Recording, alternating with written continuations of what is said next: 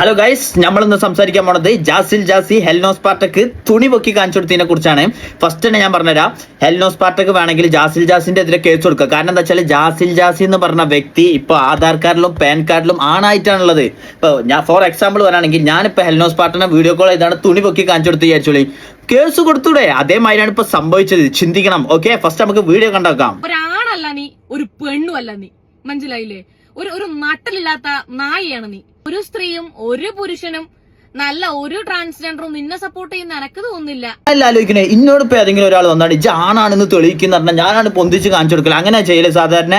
അതൊക്കെ നോർത്തില് മറ്റേ ഡെസ്ക്ടോപ്പ് ചെയ്ത് ഏതോ പൈസ കൊടുത്തില്ലെങ്കിൽ പൊന്തിച്ച് കാണിച്ചു കൊടുക്കുക. ഈ ഏച്ചേണ്ട ഒരാള് ഏതെങ്കിലും കല്യാണ ഫംഗ്ഷനിലോ ഉടനെ ചോറുന്നായിരിക്കും ആണ് പൊന്തിച്ച് കാണിച്ചു കൊടുക്കുക. എങ്ങനെ തിന്നാൻ തോന്നും നമുക്ക്? ഞാൻ 5 മാസം ഗർഭിണിയാണ്. സീരിയസ്ലി 5 മാസം ഗർഭിണിയാണ്. എന്ത് നമ്മളൊക്കെ നമ്മളെ അമ്മമാര് 10 മാസം ഗർഭം ചുമന്ന് പ്രസവിച്ച് അപ്പൊ ആ ഒരു ഗർഭത്തിനൊരു വില ഇല്ലാന്ന് അർത്ഥം. അപ്പൊ എന്ത് ശാസ്ത്രം തോറ്റു കുണ്ടം ജയിച്ചു എന്ന് ആൾക്കാർ പറഞ്ഞു നടക്കും. ഞാൻ പേഴ്സണലി എന്റെ വീഡിയോസിൽ നമ്മൾ ലീലാമണി എന്ന് പറഞ്ഞ പ്രയോഗം ഉപയോഗിക്കലുണ്ട്. കാരണം എന്താണ്, ഈ നമ്മള് നോർത്ത് പോയിട്ട് നിങ്ങൾ 9 എന്ന് പറഞ്ഞു നോക്കി, നല്ല അടി കിട്ടും. അടി ചള്ളക്ക് കിട്ടീന്. അതേമാതിരി നിങ്ങൾ ട്രാൻസ്ജെൻഡർ എന്ന് പറഞ്ഞു നോക്കി, ചള്ളക്ക് കിട്ടും. അപ്പൊ നമ്മള് മലയാളീസിന് ഉപയോഗിക്കാൻ പറ്റിയ വേർഡ് എന്താണ്? ലീലാമണി. അതുകൊണ്ട് മാത്രമാണ് ഞാൻ ലീലാമണി എന്ന് ഉപയോഗിക്കുന്നത്. ഒരു കാര്യം പറയട്ടെ, ഈ ജാസിനെ കളിയാക്കി വെച്ചാൽ നമ്മൾ ട്രാൻസ്ജെൻഡർ കമ്മ്യൂണിറ്റിനെ കളിയാക്കി എന്ന് പറയാൻ പറ്റൂല. കാരണം എന്താ വെച്ചാല് ജാസി വേറെയാണ്, ട്രാൻസ്ജെൻഡർ കമ്മ്യൂണിറ്റി വേറെ തന്നെയാണ്.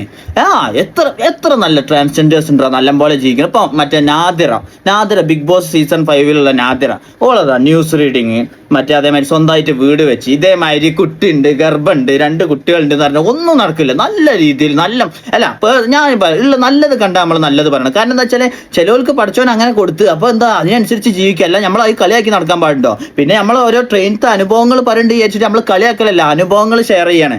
നല്ല അനുഭവങ്ങളും അനുസരിച്ച് ഷെയർ ചെയ്താണ്, ചീത്ത അനുഭവങ്ങളും അനുസരിച്ച് ഷെയർ ചെയ്താണ്. ഫസ്റ്റ് ഈ മറ്റൊരു ഫഹദ് ഖത്തർ എന്ന് പറഞ്ഞൊരു ചങ്ങായില്ലട, ജാസി മരിച്ച അവന്റെ കണ്ടന്റ് കഴിഞ്ഞ് അങ്ങനത്തെ ഒരു ചങ്ങായി ജാസിനെ മാത്രം സ്പെഷ്യലൈസ്ഡ് ആയി തിന്നണേ.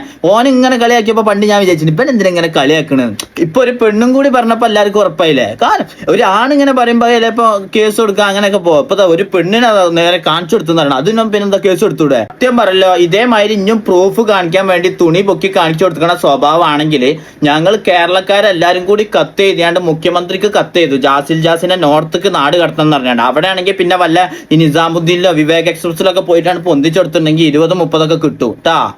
അതാ ലാസ്റ്റ് നമ്മൾ ചെയ്യാൻ പോണത്. കാണിച്ചു തരാം.